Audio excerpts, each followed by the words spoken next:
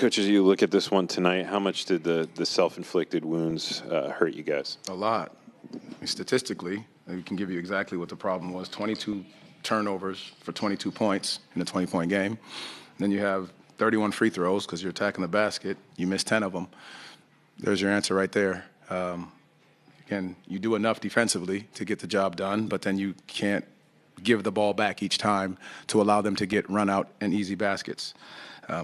Self-inflicted wounds. Jamahl, I know the film on this one will need to be watched and all of that, but in your estimation over this recent stretch, what isn't clicking with your offense right now?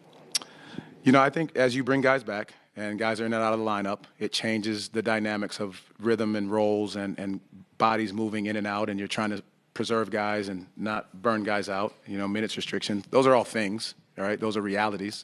And we said there was going to be bumps in the road. We were highly aware of that. There's going to be bumps as we go through this and get guys back into the lineup. Now, that is not an excuse for our spirit not being right and our energy not being right from the beginning of the game. And, again, it cannot be based on, you know, shots going in or out, because lately they have not been going in. And so you shoot 6 for 25 from 3. That leads to a lot of long rebounds to get out in transition. So you're putting your effort to get back in transition. And then when you do get the stops, you end up getting, 22 turnovers for 22 points. Those are situations that we're going to have to clean up. So we'll watch this entire thing tomorrow to understand exactly where we need to improve, communicate at a high level what needs to be done and how we can approach it better as we look forward to Detroit on Saturday. You mentioned it there. Just you can't let shots affect your effort and intensity. But how do you kind of make sure this team stays confident? You know, it's been a rough stretch of shooting, a very rough stretch of shooting, at least statistically. How do you keep this team confident and focused on the right things and on maybe the process of running? You have to stick with the process. You know, obviously numbers will at some point break the other way, but you've got to stay confident. You've got to continue to put the work in. It'll be a day tomorrow where you watch this entire film, you get shots up, you focus on the details of what we can do better, the things that we did well tonight, because obviously we're getting good looks. And so they're just not falling. So our ability to take care of the basketball, one, step into our shots with confidence, and then when we do get the stops, you've got to be able to get out and get easy baskets. How do you guard against maybe players having a woe is me or kind of losing that self-confidence when it happens again and again? You can have it tonight. You can have a woe is me, this stinks, because it does stink. When you come out and you don't perform to your level, you can say, okay, we didn't do our job tonight. We didn't play to our standard of basketball. Have that for tonight. Then when you wake up in the morning, you got to realize you've got a job to do because there's nothing and no one coming to save you. So you've got to be able to strap it back up, be ready to go, find the details, find the right process, come back in Saturday, be ready to play. Jamal, going back to your point about getting bodies in and out, you did get Franz back tonight. Mm-hmm. What did you make of his performance in his 24 minutes and 27 seconds? 27. I went over. I told you I was going to go over. At least I wasn't 32 this time. I thought he was trying to find his rhythm. I thought he found a little groove. Again, the guys were confident in finding him, his ability to attack, get downhill. Give Portland credit. They did a great job of switching things to try to stall us out. And they packed the paint very well. So give them a ton of credit for what they did defensively in order to stop us from getting to the lane. But, we've got to also make some of those free throws to give ourselves a chance, timely shots, timely makes. But, for Franz, I thought he did well for his first time back in this many weeks. Coach, Orlando is 22-14 with Goga available and now 1-9 without him. How much does this team miss him over this last stretch? Not just as a defensive anchor, but his strong screens, his play finishing, his rebounding, everything he brings down low. Was that a question or an actual statement that that's what we miss?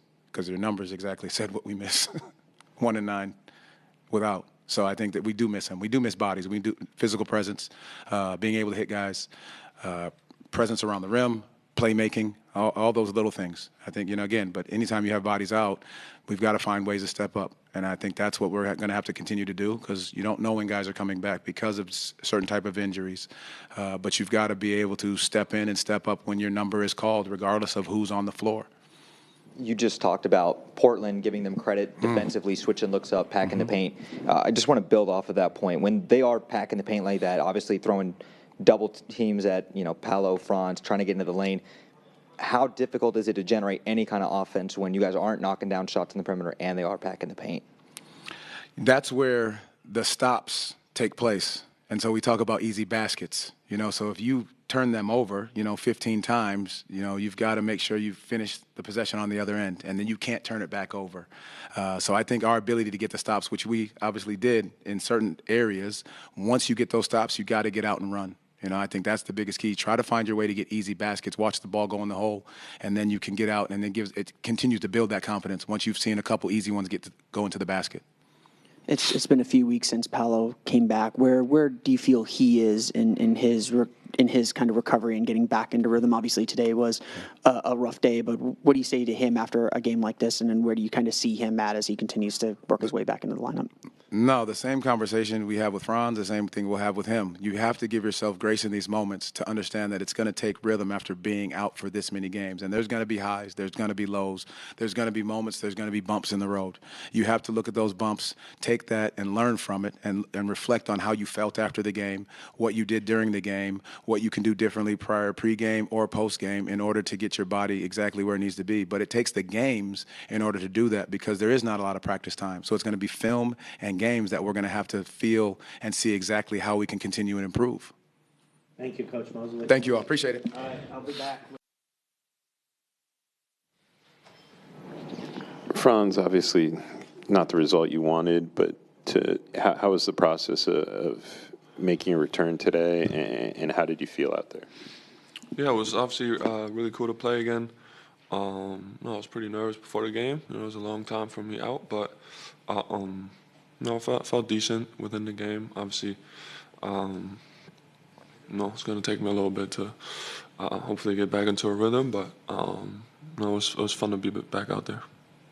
Just going to take time for the entire group to find its flow again, or what do you think contributed to the problems on offense tonight?